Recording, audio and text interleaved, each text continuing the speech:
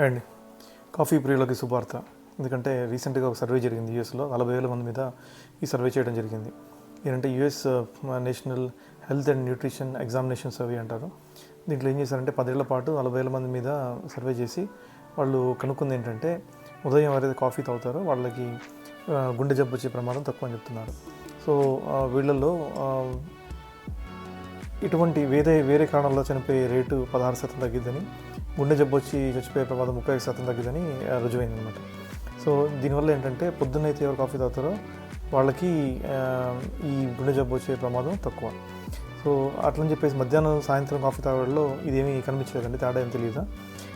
Moreover ఏంటంటే మధ్యాహ్నం సాయంత్రం తాగితే మీ జీవ గడియారాన్ని దెబ్బతింటుంది, సర్కాడియన్ రిథమ్ అంటారు కదా, దెబ్బతింటుంది. ఆ దెబ్బతింటం వల్ల ఏంటంటే మీకు హార్మోన్స్, మెలటోనిన్ అట్లాంటి హార్మోన్స్ అధికంగా రిలీజ్ అవుతాయి బాడీలో.